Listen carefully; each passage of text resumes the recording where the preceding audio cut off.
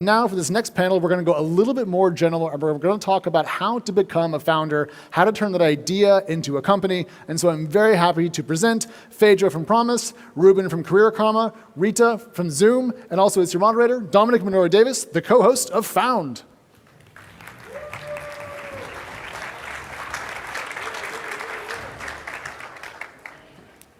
That was. I love it. You're the only dude. Yeah, no. That's impressive. Good. I like this. Hello, everyone. Thank you for coming. The founders on this stage have been through the ups and downs of launching and running a startup, so they're going to talk to us about it today. So without further ado, first question. Phaedra, can you talk me through the moment you decided to turn your idea into a company? I wish I was that organized, but I think what I was clear about is I'd been in a different startup that had done well, became a unicorn, and what I was clear on is sometimes in tech, what you're doing is you're deriving value from two parties, and you're ultimately trying to bring value to yourself. And so what I wanted to understand is how could I build a product and a company that actually brought value to the people that used its services? And I was very much moved by someone that I cared about. He had had a DUI, and he also had an issue with child support. And so he had to make a decision whether to pay child support or to pay for the classes that he needed for a DUI. He chose to pay child support, and as a result, lost his driver's license, was going to be rearrested. And so it just seemed crazy to me that the choices that so many people who are working, who are low income, that the choice is, do I pay my child support? Do I pay this thing? And if I don't, the consequences are so severe. And it felt like technology was scaling and offering solutions. And I just thought it shouldn't be that technology is about and fundamentally not improving the life of people who need the most support, the most benefits of scale. And I just thought I can do better. Ruben? Same question, like what got us into starting a company? I mean, Career Karma is a product that we wish that we had when we were breaking into tech. I grew up in Atlanta, Georgia, moved to San Francisco, 2014. Had no idea how to break into tech. And a lot of the people that we knew figured out how to break into different fields in technology by going through these rapid reskilling programs called boot camps. And even though I went to college myself, I was blown away that there's these rapid reskilling programs that could train people in a short amount of time without going into debt. And I was so blown away that I recommended my brother to try it out. He became a software engineer in 5 months. My co-founders became software engineers in less than a year. And then we were like, wow, we got to democratize this to the world. We're big fans of TechCrunch. We noticed that TechCrunch interviewed CEOs and VCs, but never the people that were like really building the companies on the worker level. So we actually started a podcast called Breaking the Startups, blew up, reached millions of people. Phaedra was my boss, so I was at Honor, and we launched that while I was working there for her. And then that led to people asking for career advice, and it essentially became a movement that is now helping millions of people get career advice. Yeah, my company Zoom is actually transforming a universal and societal problem of how do you pick up and drop off your children safely, reliably, and sustainably. In 2013-14, I was a tech executive at eBay. While I was seeing every single industry around me getting disrupted using technology, in my personal life, I was constantly facing this challenge of my pickup and drop-offs getting fallen apart. And 30 years back, interestingly, my mom in India, who was an educator, had left the job for exact same reason. And it was an aha moment that this problem is universal and I had to do something about it. My curiosity became more than my fear, and I started Zoom at that point. Early on, I was solving my own problems, but as I started selling the solution to parents going to school, schools started asking me if they could adopt the platform for their own use. And that's when I realized that school transportation is the largest mass transit system. It has not changed in 80 years. It works exactly the same today as it did in our time or our grandparents' time, and we started transforming it using technology and sustainability. And now venture funding is not always the best option for every startup. So I'm really curious to know why all of you guys decided to go the venture route. So perhaps starting with you, Ritu. The problem that we are solving is very complex. It requires technology. It requires a complex logistics system in terms of having the full-fledged system around the school buses and the vehicles and the yards, and it requires partnerships. Today, we are partnering with thousands of schools and school districts across the country, including some of the largest districts like LA Unified and San Francisco Unified. So given the scale of the problems and complexity of the problem, it was super clear that this would take a while to be at the stage that the company can be self-sustained. And also, it needed the guidance from the people who had done it before at the scale. So I ended up partnering with investors like Sequoia Capital and SoftBank. Today, Zoom is a post-Series D startup, and that has helped us lead to this way where we are national today and countrywide. Yeah, I mean, the people in this room have probably read, Mark Andreessen's Software is Eating the World. But we also understood that software is reorganizing the world. There's also another really good article about that. And as we're thinking about employment and how people get jobs, a lot of companies, they only use college degrees as a filter. Fast forward to today, after the pandemic, AI, automation, employers are dropping the requirement to have college degrees and pioneering these skills-first movements. And when we did Y Combinator in winter 2019, we actually started thinking about how 375 million workers are going to switch careers between now and 2030. Instead of going back to college, they're going to rely on job training programs to find their next jobs.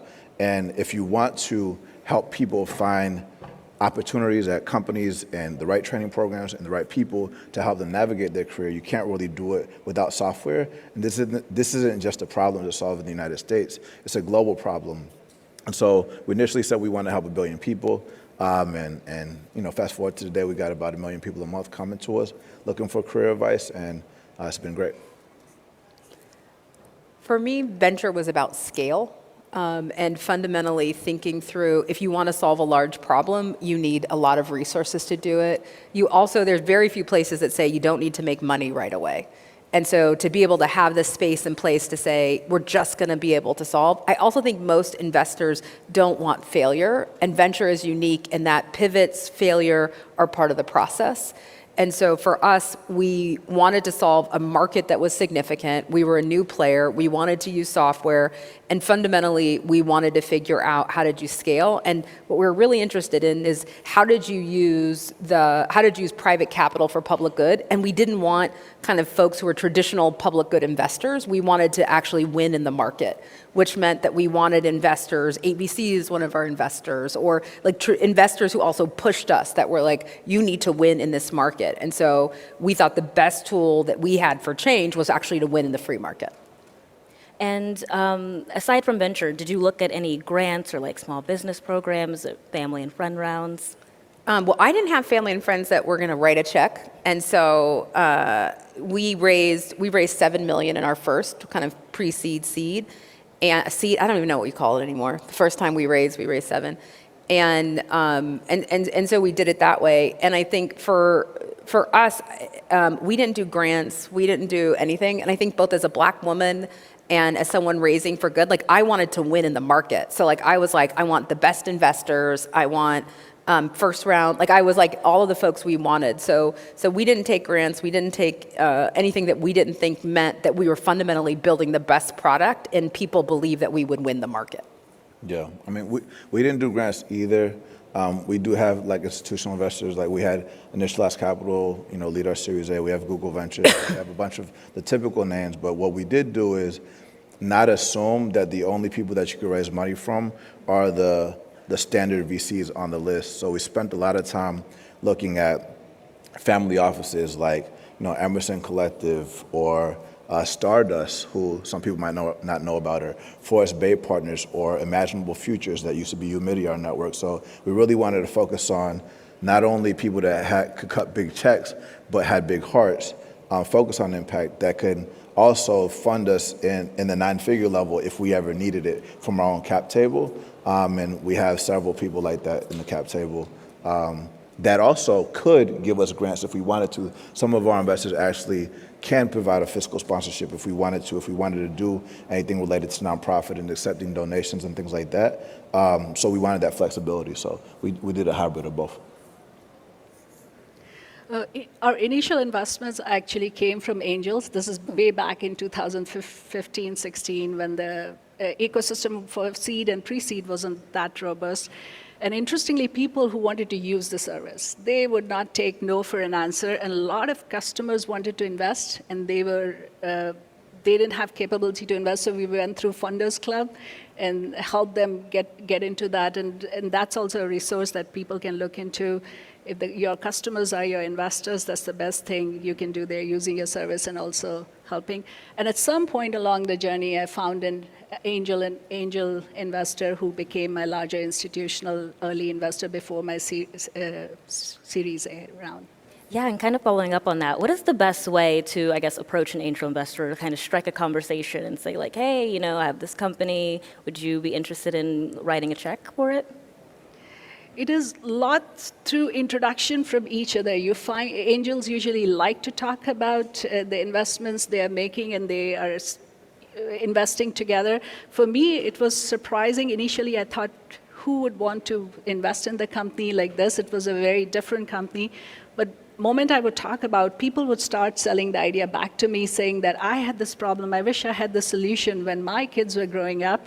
And they would end up putting the check. And once they put the check, they would say, oh, why don't you talk to these 3 other people that you have? So the key thing is you're initially just getting them excited about the idea and not so much the check, and that follows through.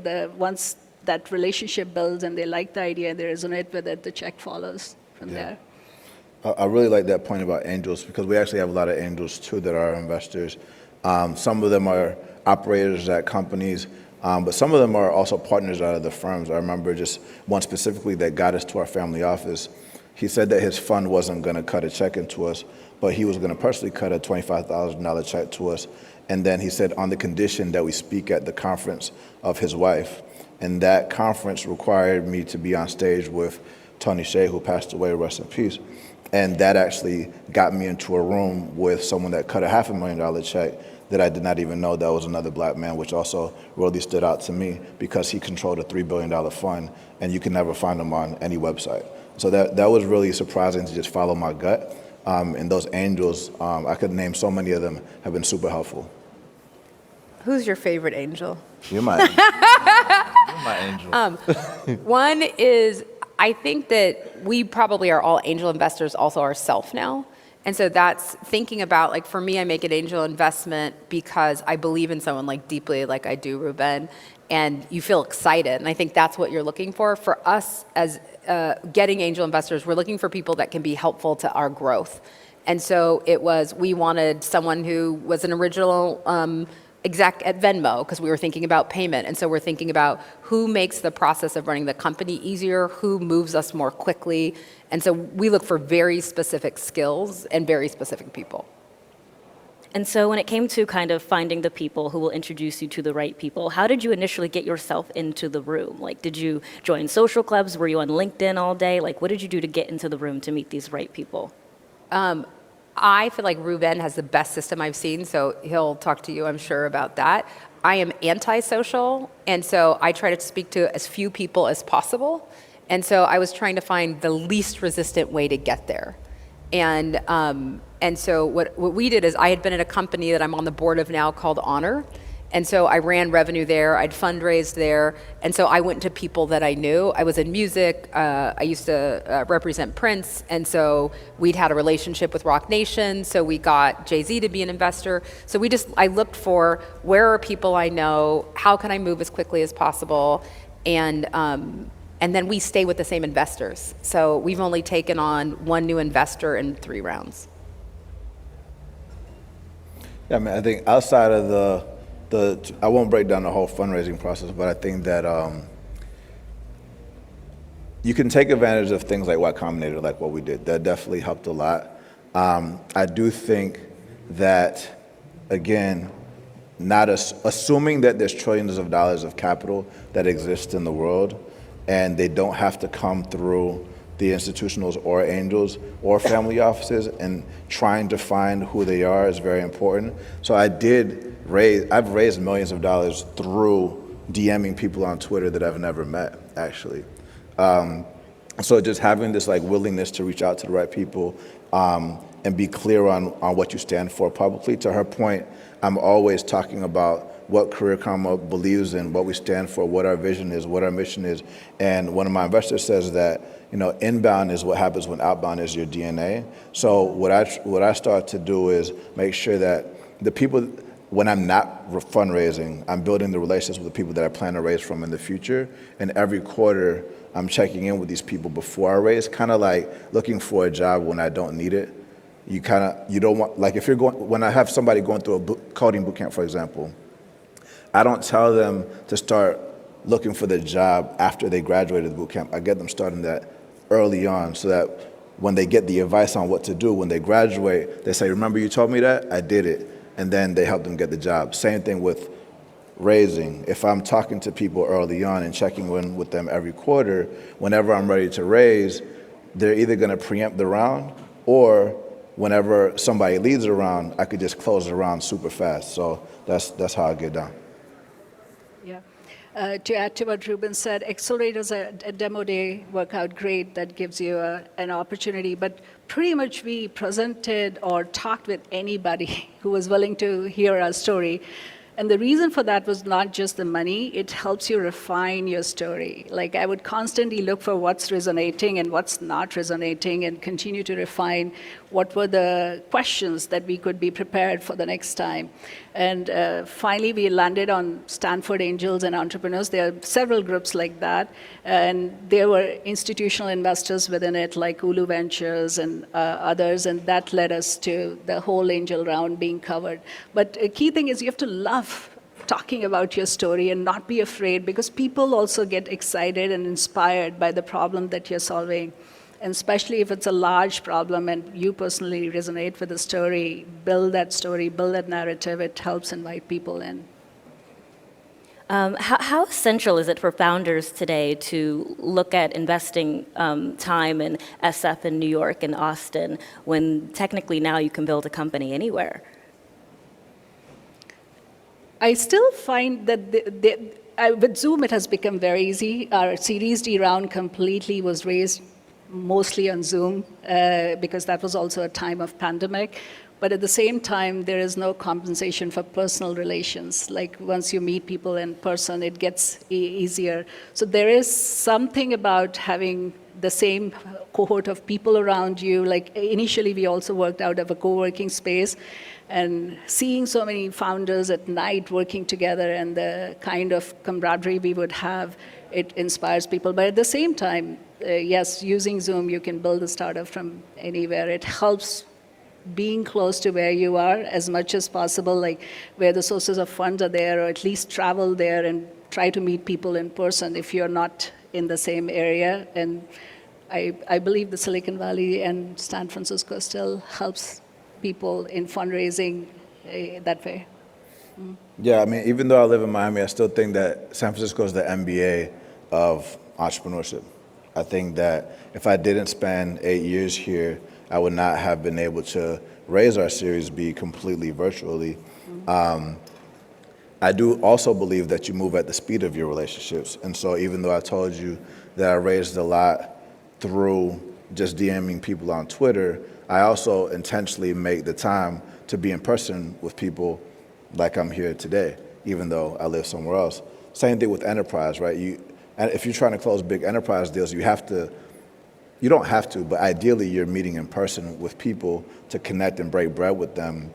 And even the person that led our Series B actually ended up being someone that I broke bread with here at the Grove in San Francisco, completely outside of our fundraising process, just to kick it, because my friend from church said that I should talk to him. And then that ended up being a $25 million check, which is wild to me. But so you never know what's going to happen by spending time with people when you don't need to raise. But also, to your point, you're passionate about what you do. You're educating them about what's going on and showing them that you have a clear vision about the future and a solution using technology to help millions and billions of people.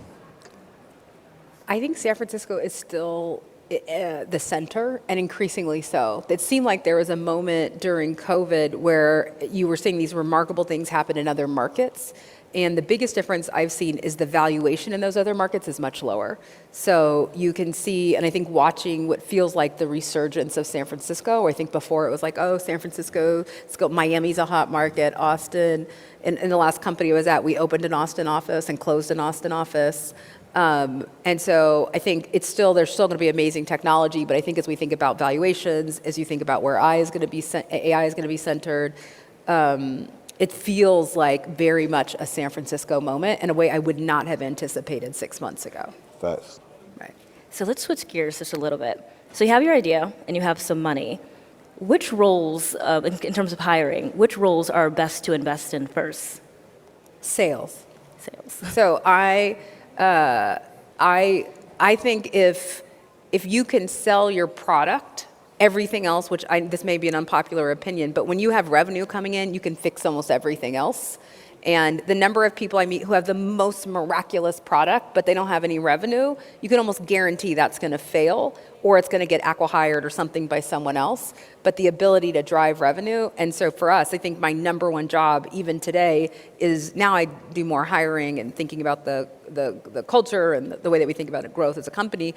But I still feel like the moment that I know we are in sync is when I'm selling, the company is selling, because we're making decisions based on what makes our customers happy. We're making decisions on what the future of the company should be.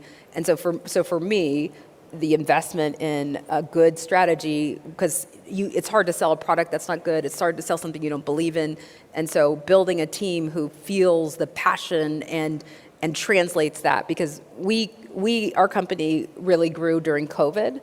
And so there was a market shift. It had been kind of good old boys who came into your office and took you to the bar, because we sell to government as our largest client. And the shift of being subject matter experts who could sell really rapidly was pivotal for us. And there's no way we would have grown if the market hadn't shifted. But I don't know that there's anything more important for a company than the ability to sell. Yeah, I mean, I agree with that. I mean, Phaedra drilled that into me when I worked for her. She had me doing inbound sales, outbound sales, but also understanding how to create the leads for yourself, right? So what's the lead gen? What's the marketing strategy? How do you bring the leads for the salespeople to feed them? And if you read even books like 0 to 1 and anything like that, you could have the most amazing product in the world, but if you can't sell it to people and get it into the hands of people, if you don't understand distribution, it doesn't matter. You could have the most advanced thing, especially in an increasingly noisy and global world where so many new things are happening. If you don't know how to differentiate yourself and be clear, then it's over with for you. You're not even over with you. It doesn't even start. You can't even get off the ground. So yeah, I think that's important. Outside of that, I do think just people that are not just builders from an engineering perspective or design perspective, but people that can do hacky things from a product perspective, where like sometimes it might even feel like technology, but it's really a bunch of people doing things on the back end, but it's like a front-facing layer. That's also people. You need people that are willing to try things and not commit to code always immediately to make sure that it's actually what people want. Yeah. In our case, there are 3 co-founders. For us, each one of us had almost 3-4 roles in the beginning, and we never hired anybody for any role till we had good idea of what does it take, what does it entail to have that role. So initially, me and my co-founder would go to schools and do the calls ourselves to find out who is the right person that we should be hiring for the role. Interestingly, our first hire, director or above level, was also sales, because the motion was working so well, we wanted to get the person in the door. But for me, the key thing is do not outsource too early, because sales is a place where you get to know what your customers want, your customers don't want. Is the product working, not working? What should you build? And if you outsource that too early, that DNA goes away of the product. So for us, like once the motion was working, that's when we hired the salespeople around it. And I also agree on the hacky thing around our initial first 7 to 10 people were builders themselves. They could have easily been the founder of a company. They would do anything to get the motion up and running. We didn't even have an app, and they would find a way to get the PDF to the driver, to the parent, all the information in a way that the entire flow could be executed. So instead of waiting for the perfect product or spending a whole lot of time building the product, find out how you can do a minimum viable product and start selling to the customers, because that motion tells a whole lot about, are you in the right direction? Do customers actually want your product? Yeah, that was actually going to be my next question of who don't you want to hire really, really early on? Because I think Ruben and I... Oh my goodness. Yeah. You don't want to hire someone who asks you who's going to build their desk. Like, you know that someone's going to fail when they started a startup and they're like, well, what's my phone? Do I have an assistant? Who's going to build my desk? All of the things that imply that you're used to some infrastructure. People who ask for a clear job description, I feel like I'm always like, oh, hot mess, you shouldn't come work with us, because we just don't have those skills. We need you to do everything. So I think it is like, we're like, do you run to the fire or run away from the fire? And so I think at the beginning, it is really about I think the point about builders is right, because when I'm looking to bring someone on for the team, I want someone who wants to run their own company and ultimately thinks they should replace me. Because really, I want to be replaced, right? I want to build a company that's capable of moving me into a different role or putting me in a different space. And so you're looking for people who have that deep ambition, that hustle. Like, I always think there's a certain time for NBA players and there's a certain time for street ball players. And in the beginning, I want people who taught themselves. I want people who are going to figure out how the client experience is beautiful. I want people obsessed with excellence, obsessed with winning. And those are the folks we look for in the beginning, is hustle, smart, and folks who really can do almost anything. When people are like, here, what's my title? I'm always like, this is probably not going to be the right gig for you. We stopped interviewing people from a certain MBA program because they would come and they would be like, okay, I went to a fancy school A, and fancy school A, and so like, I want to know who does this and who does this. And we're like, so you do all that. And so we realized we're like, that isn't the right space and place for where we were as a company in the beginning, for both the company I came from, the company I'm at now. And so that's what we're looking for. It's hunger and skill, and where those meet. Yeah, I mean, I don't have much to add to that other than I think, if you fit into a job description, especially early on, it doesn't work, because I feel like the entire world right now is going through a whole reset because of what's going on, or trying to figure out how to take advantage of these new technologies. And if you're someone that only does what's inside of a job description and you're asked to do something else, it rocks your world, and you're not able to adjust fast enough and put the heart and the passion that's necessary. When she talks about obsession doesn't just mean being a workaholic, even though you do have to work very hard. Sorry, that's very important. But beyond that, you have to like really care about the space. We talk a lot about product market fit and founder market fit, but beyond that, you actually have to have an opinion about where the world is going. If you have no opinion about where the world is going, how are you going to bring change to the future, I mean, to the future to the present, right? And so the way to do that is not just by founders giving the vision. Founders might set the purpose, mission, and the vision, but you could work with the team to help you come up with the how and the what of what you're doing in order to manifest that and make it a reality. Yeah, to add to what Phaedra and Ruben said, like, there is a time and place for people who are great at scaling. When you've figured it out and you just have to repeat this motion over and over again. But in the initial stages, you're still finding product market fit, and in the life of a company, you may do it multiple times. You may pivot and you may find the product market fit. So I would not hire initially the people who are very specialist and just like to scale, as you said, with large teams. Journalists who are willing to do anything, but they are particularly good in one area like sales or finance or something, is the right way to go initially. And they have to be actually super excited about your mission. Like, they feel the same way every day getting up in the morning like founders do. in terms of how can I iterate on it, what's the feedback that I'm getting from the customer, how can I make the process better? And that actually really helps your startup along the way in the initial stage of hiring. And I should note that we will be doing Q&A close to the end of this, so there's like a mic to stand up at. But how can a founder kind of assess themselves to see if they are even good leaders, or maybe I need to bring on a co-founder, or maybe I need to hire like a CEO to run this company? I think, I guess there's a couple ways to think about this. One is I think this is a lonely journey. So I give incredible credit to people who can found a company by themselves. But having a co-founder for me has not just been a critical part of building a company, but of just sustaining myself as a human. And I think it is important to protect your mental health and to think about deep friendships and deep relationships. And it feels like every failure is not your own. And so I just think I get why people say it's really hard to be a single founder. And I think the thing that you have to assess is the outcome for you worth the hits? And so, like, is it worth feeling like you're losing? Are you going to freak out if it doesn't work? And so for me, it's really about, is it something that you so deeply care about, that you're so deeply committed to, that whatever the consequences you'll feel at the end of the day, it's worth it? And I have to say, I tell people all the time, do not found a company. If you went to college, have debt, you're responsible for your family, and you want to go make money, like I'm like, great, you got a job at Meta, seems like a good strategy. It's like, it really is this the right journey for you? And is the loss worth the gain? And so, and that's what I think. And I think I feel really lucky to get to be around people where you're just like, okay, that was the right decision. And sometimes it's the right decision and sometimes it's not. Yeah. I think that you have to have something that's driving you that's deeper than money.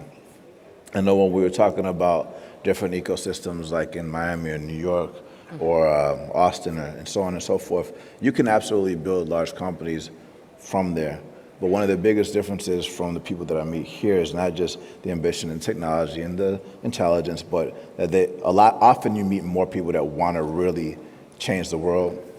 And when you asked the question, the first thing that jumped into my head was Coach Prime that we see everywhere, right? And he gets in these interviews and he's like, do you believe, right? Do you believe? You believe now? Because there's gonna be moments where you doubt yourself. And if you're on your own, those mental demons is gonna come in there and try to stop you from going on that journey. So having someone else that also believes in this thing that doesn't exist, that's why faith is really important, right? Being a founder is a spiritual journey. You have to believe that this needs to exist, it's gonna exist, somebody's gonna build it, why not you? And you have to have people there that are gonna encourage you along the way. And the money is a result of what you did. And if it's not working, just continue to adjust to figure out how to solve that. And so if I'm talking to someone about starting a company, obviously I'm gonna bring up the whole thing around the right co-founder, whether they're technical or not. But I'm also gonna ask you what's driving you that's deeper than money. Why did you choose to solve this product? Is it something that you've personally faced? Is it pain that you personally have faced? Because that's gonna cause you to run through walls whenever you face any obstacles because you felt it before. You don't want other people to feel that either. Yeah, for me, as a founder, you have to always remember you were the one who came up with that problem and found the early people around you to solve that problem. That in itself makes you a leader. But on your journey, as other people come along and you hire a team, with the team dynamics, you can find new things about you as a leader, like in terms of people relationship, personal relationships, can I manage this or can I manage that? And that evolution of the leader itself keeps on changing from seed to Series A to B, C, D as you evolve and go closer to maybe going public one day. So that skill to me is very learnable. People never should founder think they're not a good leader. Founders can constantly continue to learn and build ecosystem around it. I've always relied on coaches and great other peer founder who can advise you on a certain stage, different stage, and kinds of problems that you are facing, the group of founders that you can talk to at any given time. And I totally take it very sincerely that the company's progress depends on my growth as a leader. So that in itself, as you describe, is a spiritual and personal journey that as a founder you have to be willing to take constantly. What was the hustle of getting your first customer? Because I know you said that you work with like governments and states. What is the hustle of getting them to work with you? I don't think of it as a hustle. I think of it as selling a dream that wasn't quite realized yet. And maybe it was a hustle. Because I think you're trying to get, for us, so our first product was thinking through bail reform. We now do two things. Promise is really focused on how to deal with the consequences of government debt. And so we offer interest-free payment plans for government debt so you don't lose your driver's license. And think of it as a firm for government. We're like, hey, you can get interest-free to buy a Peloton, but if you're poor and you can't pay your ticket, you can't pay your water bill or something else, you don't have a choice. You have to go in the office, you have to prove you're poor. And so we structurally make it easier for people to pay off debt, and it's all interest-free. And now we started running aid programs. And so we get to use that data, like we know you're on food stamps to fill out an application for you. So the first product we had to go get counties to trust us to run programs. And we didn't have product yet because we couldn't build product because we didn't have enough input from our users. And so we went to a group and a county that shall remain nameless because we're sitting in it, and said, hey, we have this amazing product. We want to work with you. We want to learn. And we were lucky that, I guess again, San Francisco County was our first client, is that San Francisco was facing unique issues, was used to innovation, we're used to startups. And so it was a good place to find our first client. And then once we had San Francisco as a client, within California, we could use San Francisco. Outside of California, people hate San Francisco. I don't know if you know that, but clients came from the South, and so we'd be like, we have clients in California. But that's what happened. Once we got one, it generated the ball rolling, and we could use that as a proof point. Yeah, I mean, our one-liner when we did YC was we help job training programs find qualified applicants, and when we get enrollments, they pay us 10% of their tuition. So, like, how do we get job training programs as customers? And the first customer that we got that was paying us $60,000 a year was through the podcast, actually. So TechCrunch actually helped launch our podcast. So we actually started interviewing people on the podcast that made a transition into technology, and then we started interviewing the founders of these job training programs. And then after the interview, they would actually say, hey, how do we work together to get people to enroll into our training programs? And that's how we actually got our first one. And fast forward to today, now that we're providing career navigation as a benefit to our employers, our first customer was actually Google, but that came inbound, right? That actually came to them, giving me a DM on Instagram, and then having a conversation at Afrotech after they saw that we helped a bunch of people get jobs, and turning into a program now where we're training 5,000 people together. And not just training people with boot camps, but also certificates provided directly by the corporation and full employer-funded education now to take things to another level. So that doesn't mean that enterprise is all inbound. It's mostly outbound. So this whole thing around going in person is a hustle, and the journey of enterprise that these two have both cracked in government is something that I'm still learning. But I'm going to be applying a lot of the methodologies that I learned working with training programs in the beginning. And we're almost out of time, so I just want to get to this last question. What is an early failure that you all had, and how did it make you a better leader? I feel like I have daily failures. So it's like let's think. The earliest failure probably we had is we built a product that we didn't like our clients. And our clients were sheriffs, and I remember being in the South, and it was like the client was like literally, some of you may not be old enough if you've ever seen Dukes of Hazzard, but it was like this guy, and he leaned over, and he was bragging about keeping someone incarcerated for 7 years who had been arrested for marijuana in a pretrial arrest. And so he was in jail longer than he would have been if he'd actually been convicted. And I just thought, these can't be our clients. And so I think we thought through, we wanted to solve the problem, but we didn't think through the steps of what it would take to get there. So our first pivot came from realizing, I just walked out of the meeting and just realized this can't be who we serve.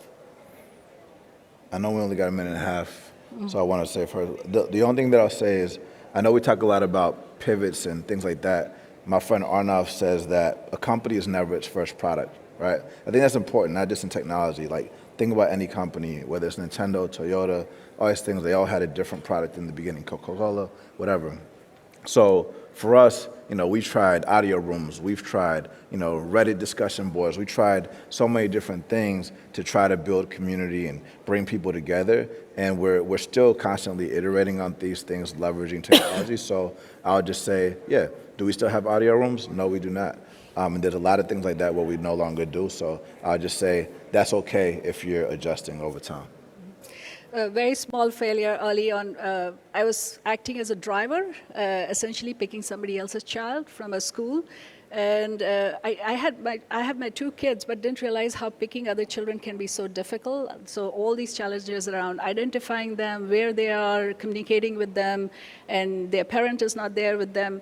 And as the child, I identified the child as they were sitting in the car in the back.